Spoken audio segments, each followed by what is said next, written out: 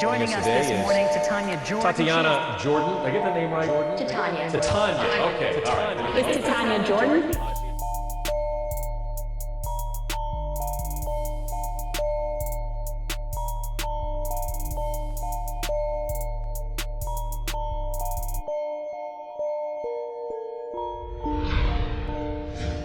I have the incredible honor of being here today with Laurie Dhue, live in the flesh, right here. It really is such an honor. I don't mean to fangirl, but you can fangirl. Okay, good. Well, I'm Please going to. do. Yeah. Yes. As the only female journalist to have anchored 3 major networks, congratulations. And not only is your career amazing, but now you have a platform that is truly saving lives. And I want to talk about all of it. Okay, I'm ready. Great. Ask me anything. Great. And me too. This will be fun. Good. Yeah. Great. So let's give the audience just a taste of your fame. Talk about, the networks and your presence that you held. Well, calling it fame is perhaps the wrong word. I did have a certain level of recognition in my lengthy TV news career, and as you pointed out, I was an anchor on CNN, MSNBC, and Fox News Channel, and I anchored for a couple of years for Glenn Beck at The Blaze. So I have served several different masters, have worked for some very different bosses at some extremely different networks. And people always ask me, well, what was your favorite place or who was your favorite boss? And honestly, they both had their positives and negatives. So it's really hard for me to pick a network that I liked best. I got a lot of really interesting opportunities at all of those networks. So I'm really fortunate to have had the kind of TV career I did. Absolutely, and you were in television when television was everything. Now it's so fragmented. Yes. Our mutual friend Steve Chamberlain talks a lot about the glass that shatters, and that's how many places there are to consume content now. Yes. And you were part of it before that happened, Yeah. and got to see that transition. What was that like? It was an extraordinary transition.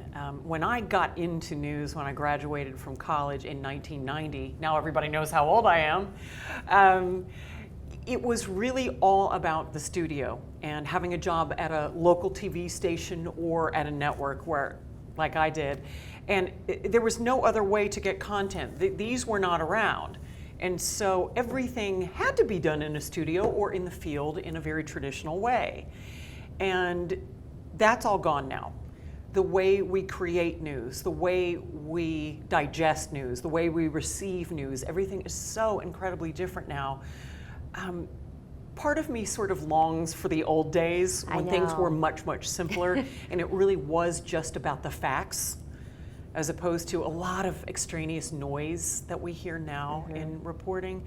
But there is something kind of great about being able to wake up, turn this thing on, scroll through Twitter, which is how I get all my news now, and get everything in about 5 minutes.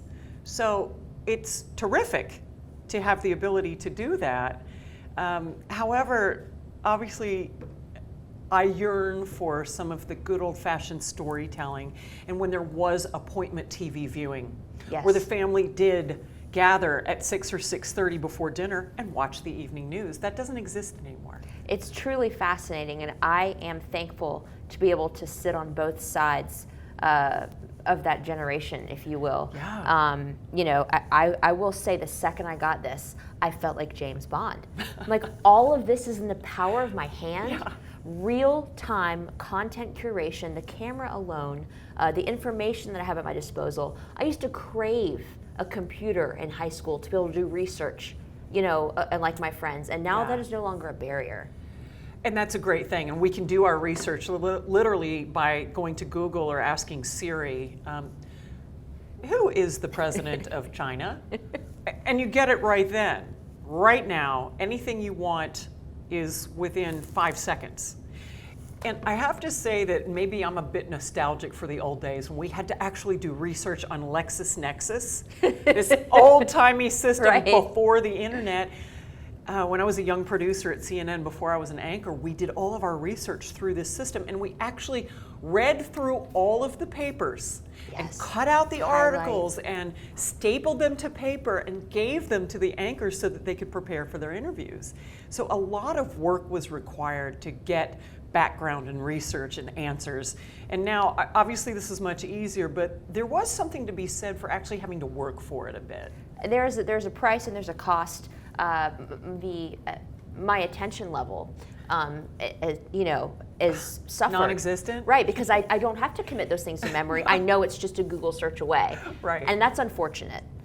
Yeah, and I'm really aging myself by waxing nostalgic about the old days, but there was something so important about having to do the legwork. Mm-hmm. And now I hate to say it, but my attention span is probably that of a gnat or a flea. Or a cat. I think, isn't it an average of 8 seconds or something now? It's scary to me, crazy. But I am thankful for the research that's coming out now.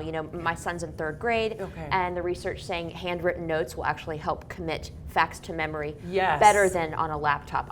There is a part of me that wants to get back to that old school, because you can have technology your whole life.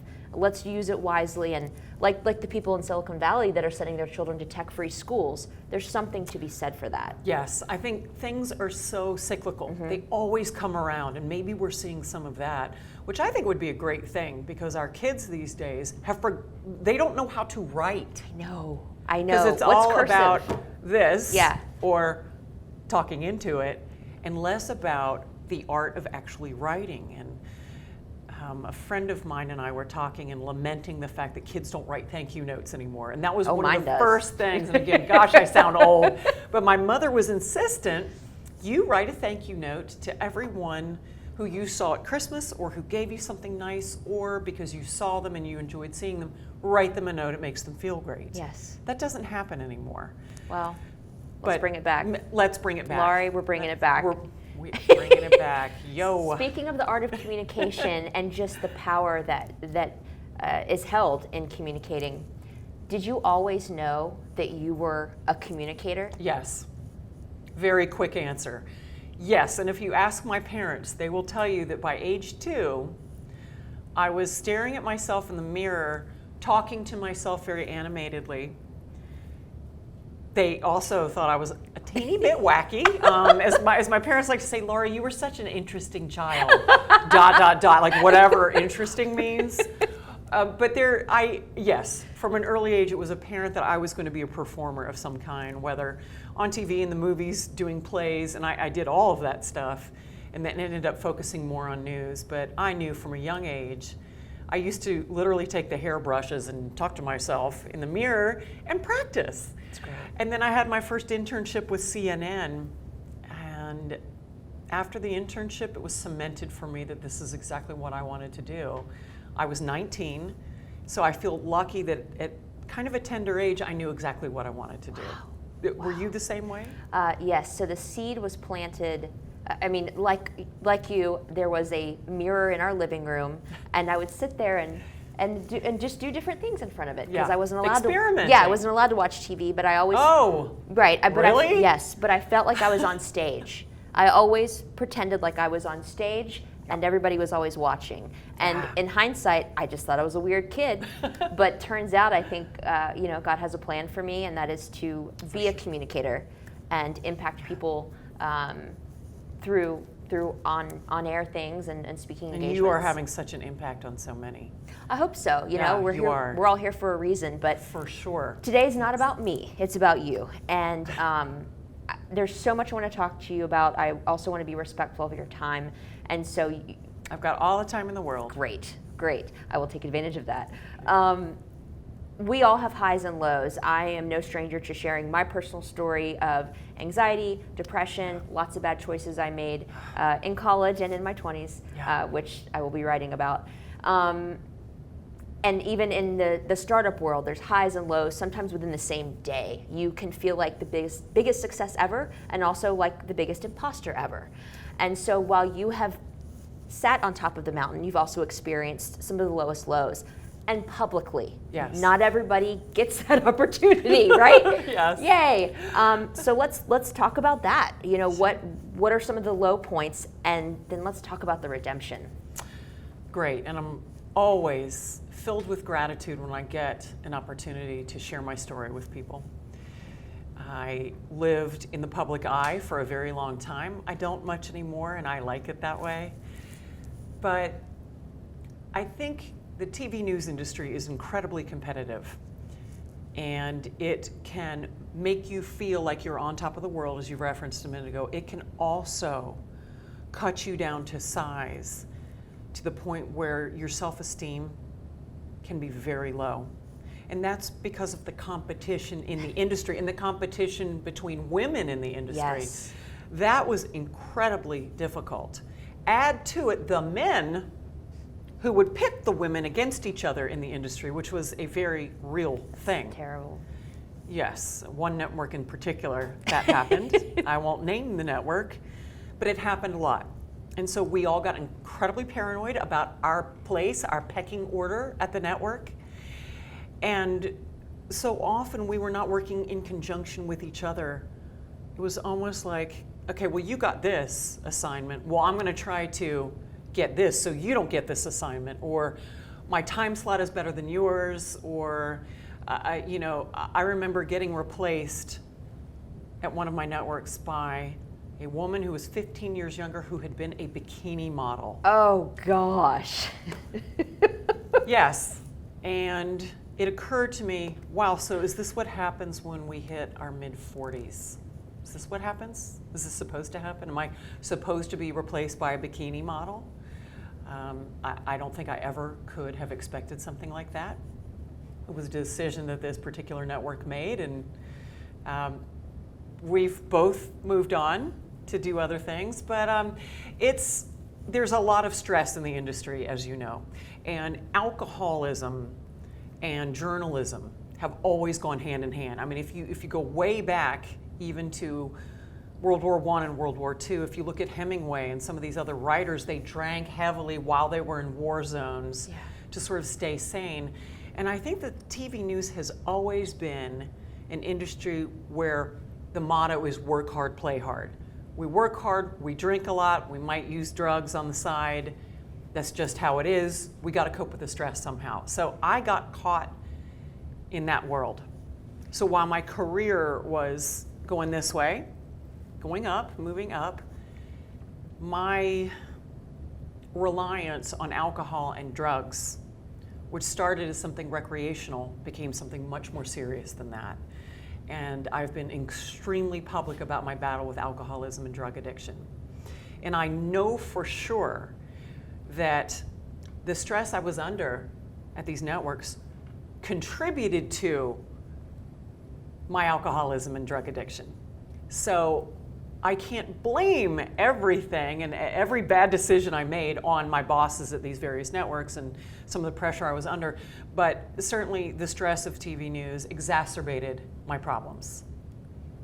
Not only that, but we'll talk about addiction in a minute and the science behind it. Sure. It's truly a disease. It is, and thank you for acknowledging that. Yeah, but before we get to that, I just want to point out there aren't many industries where not only is your intellect constantly picked apart, but also your physical appearance, which, as we know, is fleeting. Oh.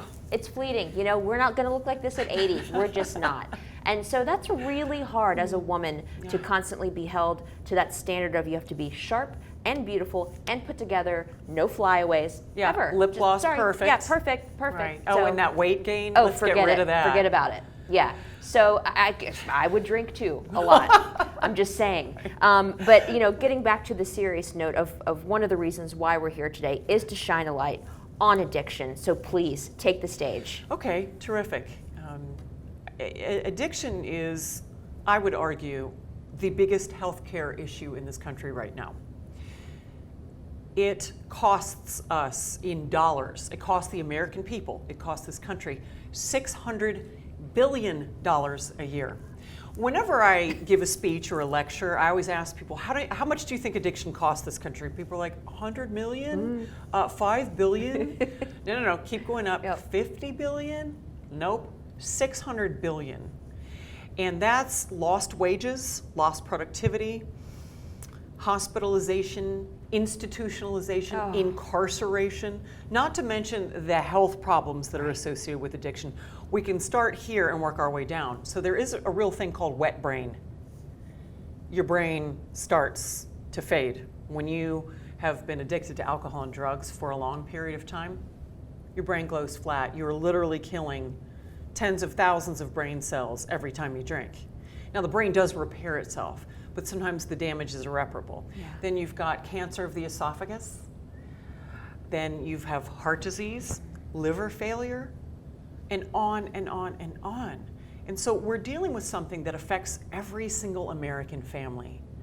I don't know any family that isn't affected by addiction in some way, whether it's to the traditional alcohol and drugs, or obviously we're in an enormous opioid crisis right now that is affecting families that were never affected by traditional alcohol and drugs before.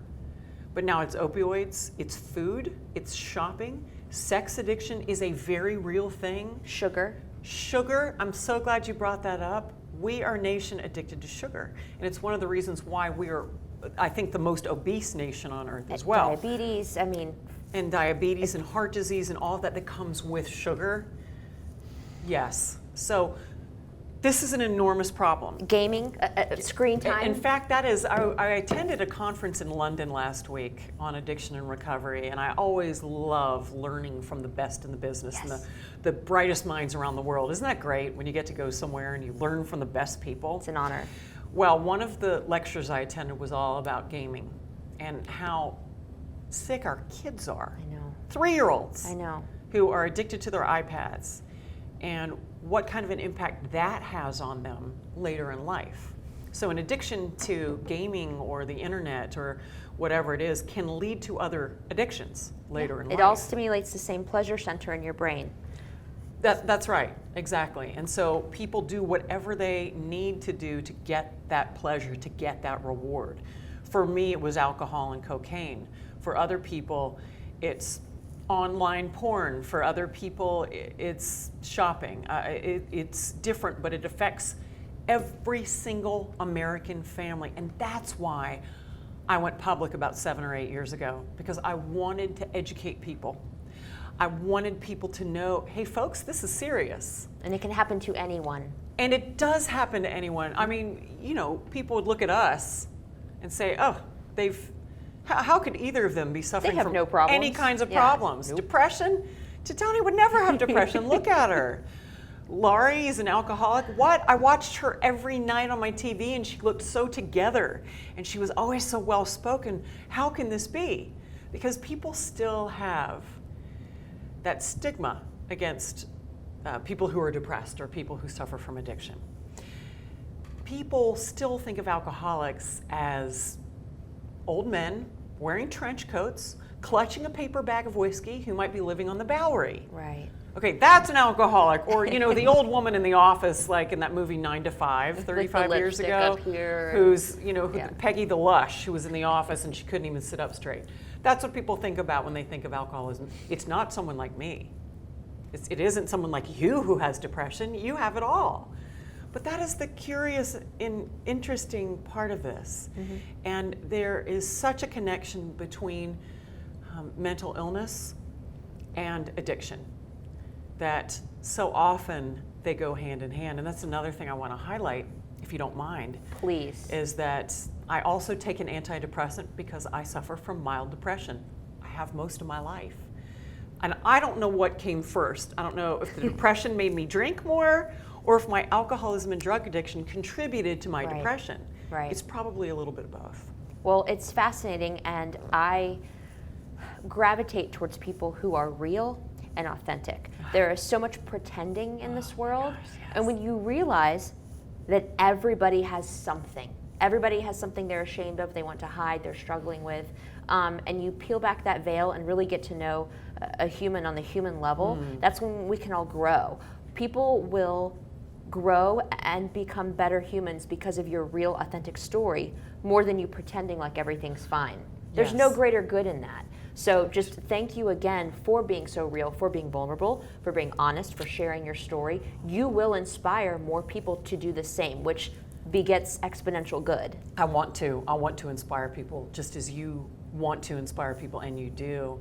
I know I've had an impact so far. I know that because I got a lot of emails, and every day my Facebook and Instagram are full of messages from people saying, I Googled you, I saw some of your interviews on YouTube or on the Today Show or on CNN talking about your addiction, and because of you, I went to my first AA meeting. Or because of you, I'm now talking to a counselor about my dad who has a drinking problem. And I think that by highlighting issues that we used to not want to talk about, depression, breast cancer. Remember when we didn't talk about cancer in this country? Well, you're too young to remember, but I remember when nobody talked about cancer. Yeah. And then Betty Ford came forward, and not only did she put a face on breast cancer, she also put a face on alcoholism and said, I have both. I'm an alcoholic and I have breast cancer. And so she changed everything for us. And if I am so sad I never met her before she passed away. But she helped lift the stigma of both of those things.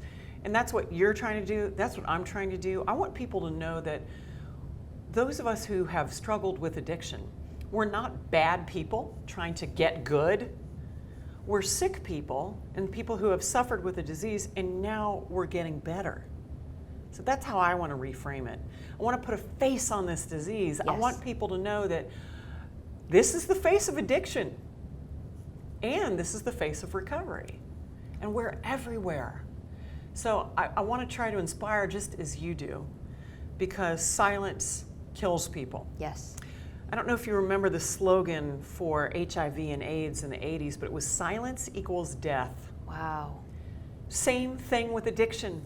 The more we stay silent, like if I decided not to be public, more people would be dropping dead. And there are already more than 300 people dropping dead every day of addiction, and that's not okay with me. That makes me sad and mad. That's why I continue to be as public as I am. I will go anywhere. I will talk to anybody, any groups who want me. I will come talk, and I will do it until I can't do it anymore. Yeah. Because I think it's that important. It absolutely is. And as type A women, who I believe are probably very driven problem solvers, let's not only talk about what the case is, but how do we fix it? What can we do? What can we actually do? I know there's pie in the sky, like, well, it'd be great if this happened, but like, what can we do? Yeah, what can we do? No, you're right. And our secrets keep us sick. I kept a secret for a long time that literally made me sick. And then once I unearthed it and did all the hard work to bring it out, I realized that only then could I recover. There are a lot of different ways that we can look at this. Great. I think the one thing is making sure that people are aware of just how big of a crisis we are in. I think that because of the opioid epidemic, it's in the news all the time. If you put a Google alert on your phone for drug addiction, opioid overdose, opioid addiction, it'll be going off every 10 seconds. It's in the news every day, which is great for us. So I think the awareness is changing. We also have to work on changing people's attitudes and not stigmatizing people who have addiction issues. Do we stigmatize diabetics for being 50 pounds overweight or for continuing to eat sugar? We don't, right? We don't say, so guess what? You have diabetes, you're eating too much sugar, you haven't lost any weight, I'm gonna throw you in jail. That's what we do with addicts. That's completely insane. Right, it's insane. Very valid point. So what else can be done? So increasing awareness, getting rid of stigma. I think it is important to educate yourself, educate your children about this disease. Yes. Our children, as we talked about a minute ago, are getting addicted to technology from almost the day they're born. I know. When their parents are sticking an iPad in front of them. That progresses into all kinds of addictions, as I said. But the alcohol, the opioids, the pills, the smoking, the listen, I know kids experiment with drugs I have a son who's 20 years old. I have never said, you can't drink, you can't do drugs, but what I say is there are consequences. If you drink too much, nothing good's going to come from it. And if you get involved in drugs seriously, you're not going to be able to fulfill your dream of going to medical school and becoming a doctor. It's that simple. Right. So I think parental education is super important. Teacher education is super important. Educating faculty at schools, paying attention to the warning signs when our kids come to school and they can't pay attention, they're nodding off. Don't ignore that. Or they're looking at a device instead of listening to the teacher. I can't get over the fact that children are allowed to have these things in the classroom. Are they? They are. Okay. Does it depend on the school? It does. Okay. But it's becoming more and more widespread because teachers and administration, they're like, it's too. We can't control it. So we just throw up our hands. We throw up our hands. What if we did that with everything? I know. With cancer, well, we don't have a cure, so we're just going to give up. Yeah, and this isn't crazy. This isn't a knock against teachers and Yeah, administration. not at all. It's just a spotlight on. We have to do something about this. Yeah, we do. One other piece of this is government. I'm not a huge big government fan. However, it is important that whoever's in the White House take this seriously. President Obama took the opioid crisis very seriously. President Trump has come out and declared that it is a national emergency. And what I hope that will lead to is more funding for prevention programs and treatment programs, and making sure that everybody understands how this disease works and how it can be treated and how it can be prevented. You know, it's really important that we have everyone involved in this because it touches everybody. And okay, so maybe we start at the White House, but it also trickles down, and maybe the real solution is on a grassroots level, starting in the schools and the neighborhoods, and then growing from there. I don't know where it should start. Maybe it should start on a local level, and like macro or micro local, like within families. There's the tipping point, and it will collectively reach that tipping point and then snowball down the hill, we hope. Let's say that you're watching right now and you are struggling with addiction yourself. What would you like to tell those people? The first person I would say is you're not alone. Yes. There are 23 million people who meet the criterion for addiction in this country. Roughly 8%. Wow. I think the number is probably higher. If I had to guess, I'd say probably 50 million people. Wow. Out of a country of 330 or whatever we are suffering from some form of addiction. You're not alone. Help is available. Hope is available. Yes. Do not do this alone.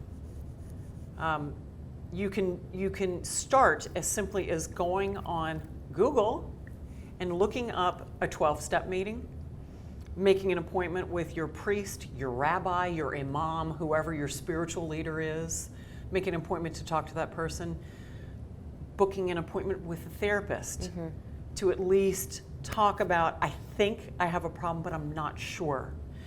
For people who say, I'm hopeless, I'll never change, I can't do this, if I can get sober, anybody can. I used to never think it was possible for me to live without intoxicating substances in my life. I never wanted to. Like, what is the point of not drinking and not using drugs? Life will be so boring. I'll be boring, and I can't do it. I'm so addicted, there's no way I will ever be able to stop. I did it. I did it with the help of a medical doctor and with a 12-step program. I did it. Anybody can do it. And there's no shame in this at all. That's so important for people to know. You're not a bad person. Maybe you are a person who's made some really crappy decisions based on your behavior, but we all have innate good in us, and we all know how to thrive. It's a matter of tapping into it and accepting the gift. And a faith is a really important part of it too. Some of it you just have to have faith that things are going to work out. Yeah, and they do. That there is a plan. Every human was created for a purpose. Yes. And you have to hold on to hope, even when everything seems hopeless. Hope is everything. And it just admitting, you know what, something's not right. Something's not right. I need to make a change, and you have to reach out for help. and hold on, white knuckle if you have to. Yeah, to hope. at first, yes. Bring in your friends. Tell your friends who probably already know that you have a drinking problem. Bring in your family and say, I'm scared. I don't want you to shame me, but I need you to know that I am really sick and suffering. I feel alone. I am sad. I cry myself to sleep every night. I have no interest in other things. It's about communicating, reaching out for help, asking for help, because help is available. It absolutely to anybody is. who wants it. And that's not just with addiction. That's about whether we're dealing with major depression or any other issue. Ask for help. Yeah, that's a very key point. You're not alone. We'll repeat it a few more times probably. Don't suffer in silence. Your bracelet. Show the camera your bracelet. Sure. It's beautiful, and you got it in London, right? I did. I got it at the recovery conference I just attended in London. And it says sober. My bracelet says sober on it. And how long have you been sober? I have been without intoxicants and in recovery for 11 years. Wow, congratulations. Thank you. March 14th, 2007 was the day that I had the moment of grace. I was sitting at dinner. I ordered a glass of wine, and that was my moment. I said, I don't have to drink this glass of wine. I literally stared at the glass of wine, looked at it, and recoiled from it, and said, I think it's my moment. I think it's happening. Wow. Oh my gosh, it's happening. It was so funny. The doctor who I'd been seeing for about 6 weeks said, Laurie, there's going to come a point where you're going to say, I cannot do this anymore. My moment happened when I was meeting my friend for dinner, and I stared at the glass of wine, and I pushed it away. And I said, I think this is happening right now. Wow. After dinner, I got in a cab, went back to my apartment. I got on my knees, and I said, God, if this is it, please let this work, because I am so tired. I was so close to death. I mean, it was really, really bad. I didn't want to suffer anymore, and I just said, God, please help me. And God helped me. And you don't have to believe in God for these things to happen, just in something that's greater than you. I ask for God's help every day. And again, if you don't believe in God, you just have to believe in something out there that's bigger than you that can help. Because I went from someone who used to sleep on the floor of my office at Fox News in the fetal position before I would go on air, because I could not sit up straight to write and work because I was so deeply hungover. And somehow I would drag myself to the hair and makeup studio, get done up, walk into the studio, and I would say to myself, God, if you get me through this show, which is only 1 hour long, I'll never drink again. And of course, what do you think I did right after the show was over? I would celebrate by getting drunk again. It was just crazy. And that guilt feedback cycle. Oh, and then, yeah, a lot of guilt, a lot of shame, a lot of, I have no idea what I did last night. Did people see you in the fetal position? Did they say anything? Did they walk on by and ignore? How? I would close my office door. Okay. People knew. Yeah. Nobody said anything to me. Does that anger you? No, because I hid it. I didn't want anybody to say anything to me because I wasn't ready yet to get sober. But then once I made that decision and once I got some grace from God, it was full bore ahead. The next thing I knew, I'd been sober for 30 days and then 90 days, and all of a sudden it was 6 months and I hadn't had a drink or a line of cocaine. And I thought, I can do this. And it's been pretty easy, actually, I think, because I was so exhausted. Physically, emotionally, spiritually, I was completely bankrupt. And so when I did make that decision, it was a great relief. It was liberating. Yeah. There's something I like to say to people, small or large audiences, is that only God can fill my heart. No drink, no drug, no boy, no girl, no job, no device, no car. Only God can fill my heart. And you make an excellent point about just being completely bankrupt because you're chasing fulfillment and the addiction part of it, which science is still revealing information about. Yeah. So again, there's so much that we can say and highlight, and I really just want to give you the platform to be able to just spill your heart, because I know that there are people watching right now that are where are the tissues? Like, Yeah, but it's got a great Yes. ending. Okay, so Yes. here's another message I want to Okay. get across, is that obviously my story is kind of tragic. I'll give you another example of something really, really bad that happened. I overdosed one night. Wow. After a night of alcohol, Xanax, cocaine, marijuana, My gosh. everything. I did that a lot, by the way, because if I was too high, I needed to come down. Yeah. And then when I was down at 3 a.m. and I wanted to get high again, I get high again. And so I really put my body through a lot. And one night, it didn't end up so great. I was discovered face down unconscious on the floor of my kitchen in Manhattan.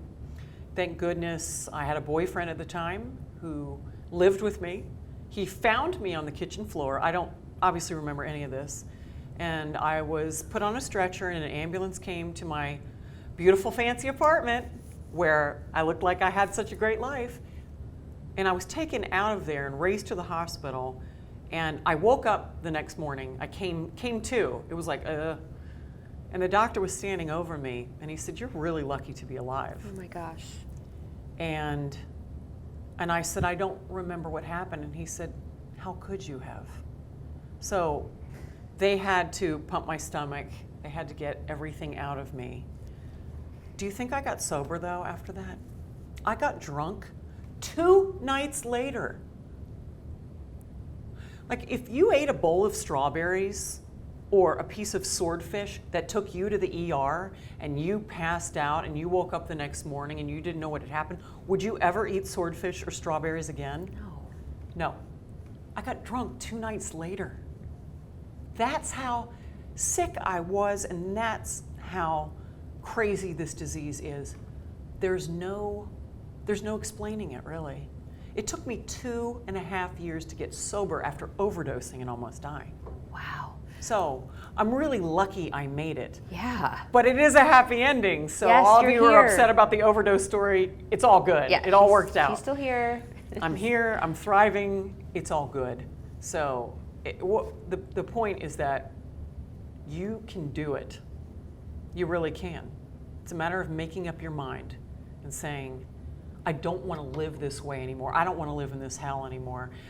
And that's why when people ask me now, hey, you've been sober 11 years, don't you think you can have one drink? Just like a beer or a glass of wine. What about when you turn 50, which is right around the corner? Can't you just have a glass of champagne? No way. Because if I have one drink, that leads to 2 drinks, which leads to a bottle of wine, which leads to 3 bottles of wine. And then I'm calling my cocaine dealer. And then I wake up in a different state. Literally, like we're in Georgia now, I might wake up in Alabama. That's where my disease takes me. It takes me to a deep, dark place very fast. And I don't want to lose what I have now. And everything I have in my life, all the relationships and the love, are because I'm sober.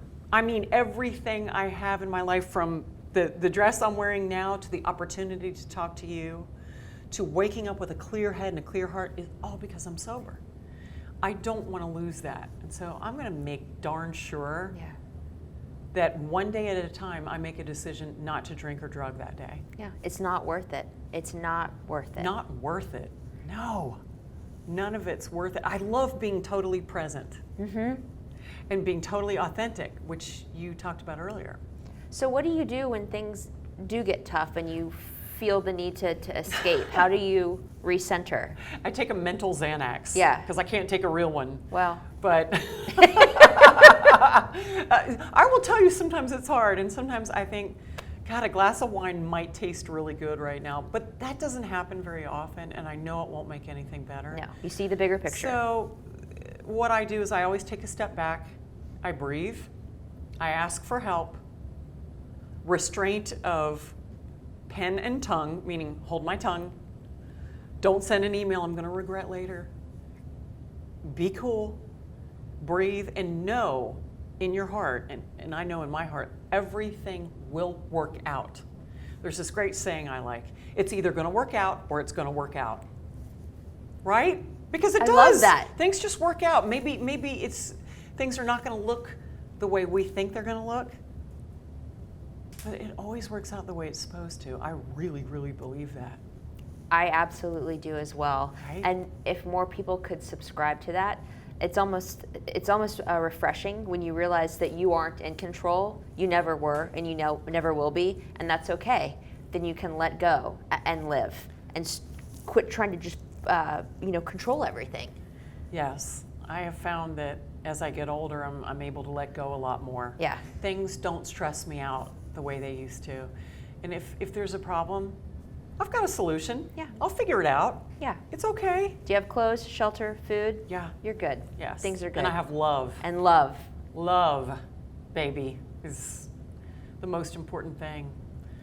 So if people who want to follow you, support what you're doing, support addiction, education, where can they go? What can they do? Well, great. I am available on Facebook under Okay. Laurie Dhue. I'm on Twitter under Real Laurie Dhue, as opposed to the fake one. I picked Real Laurie Dhue. I don't know why. On great. Instagram, I'm Laurie Dhue, and I'm available to anybody wants to text me with a question. I'm scared. What was it like when you first got sober? Or, hey, where are you speaking next? I'd love to come hear you. I love to hear from people. It's incredibly gratifying, and it's a way that I can continue to help people.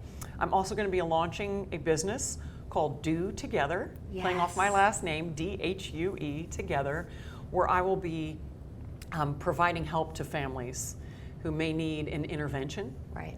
or who may need a plan for their loved one who's struggling with addiction. So right now I'm getting certified to become an interventionist. Wow. And I'm already a certified recovery specialist. So my dream is to provide help to families who really need it. And it isn't just about the person suffering from addiction, Titania, it's about the whole family. And addiction doesn't just affect the nuclear family, it affects the family at large and the community at large and this country. So I want to take the gifts that I have been given so freely, and I want to pass them along to other people. I really want to provide a solution to this disease that's killing far too many people. Well, you are making a huge impact, and thank you. I can't thank you enough for your time, your vulnerability, your honesty, what you continue to do.